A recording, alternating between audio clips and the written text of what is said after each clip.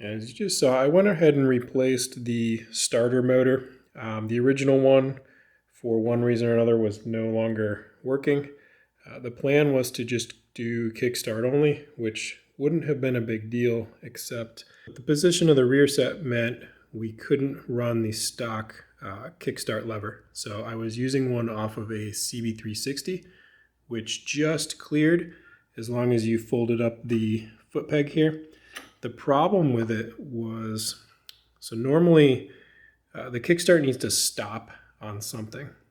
So on the 450, I don't know if it was hitting, if it would stop when it hit the foot peg, which would have been right here, or something else. But in this case, the kickstart lever would swing all the way around to kind of vertical facing down. And at that point, the pressure from your foot would kick it inwards. And then it would just kind of snap back up underneath the rear set here. So I'm just picturing me installed in traffic somewhere trying to kick this stupid thing over, and the Kickstarter is flopping around. And so I just said, you know what, forget it. I managed to track down a working starter motor for about 25 bucks on eBay, which right now, and it has been for a while, eBay is just insane. Some of them were priced at like $200 for a used one. This one was actually listed as a CL450, which it was, but they used the same part number. So a little quick tip for eBay. Don't just search for your exact make and model. Do a little bit of research. A lot of these parts are interchangeable, and the people parting the bikes out aren't necessarily doing the research and listing all the models that they fit. So go on a site like CMS NL, check the fitment for the part. They'll give you a whole list of every single bike that the particular part fits. In this case, the CL450 starter motor is the exact same model as the CB450. So searching for that actually found me this one for 25 bucks, where, like I said, others for a CB were listed at $200 or more, which is absurd. They weren't new old stock. They were just parted off a bike. People are asking insane prices for parts right now. So anyways, this one works. I tested it on the bench before I installed it. Got it installed. It still works.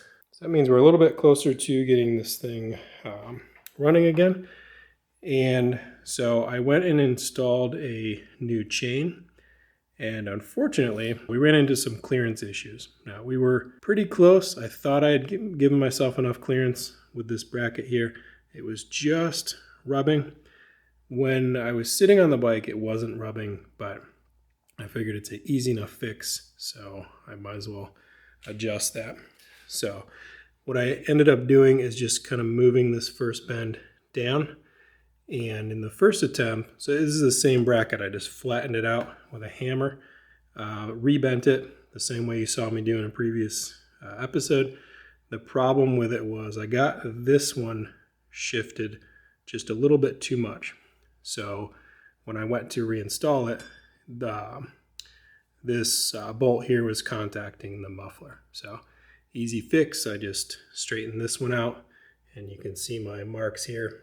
I basically just moved it 1/4 of an inch, rebent it, installed it, and we've got plenty of chain clearance, plenty of clearance here, so we're all set. Got the shift linkage installed, found the old clutch cable in the bin of parts, got that installed. So I've got kind of this little mess rigged up here. Obviously this is not the battery we're going to be using, but it's a nice big battery. It'll crank this thing over plenty before it starts to run low, and it was sitting on the bench. So we are just about ready to kind of double check everything and then see if we can get this thing fired up. Timing was set the last time, probably in one of the first videos in this series. I have not touched it, so I'm going to assume that's okay. It should be at the very least at a point where it'll start up and idle, and then we can fine tune it at a later date. So I'm going to double check all my wiring, all my grounds, and then we'll get the garage opened up here and see if we can get this thing started.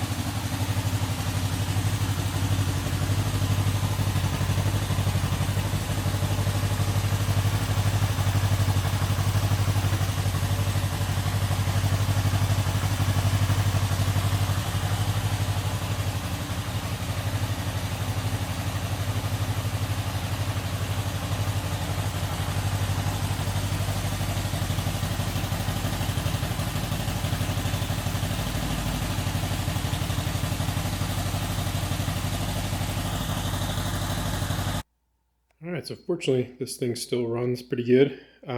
These mufflers actually sound really good. So they're very similar to what I'm running on the Super Hawk, so I had a pretty good idea of what they would wind up sounding like. But doesn't seem to be any leaking around where they connect to the headers, so I think everything's sound as far as that goes. While I've got the auxiliary tank hooked up, I actually want to, so I was just using one of those bigger batteries actually out of my CB360 because I knew it would be plenty to crank this thing over. It's the same battery model that the stock 450 uses. But I actually want to throw this little anti-gravity battery on. That's what we're going to ultimately try to run on this. And I've never actually tried to crank the engine over with that. So I had that on its special little Optimate charger overnight just to make sure it was topped off.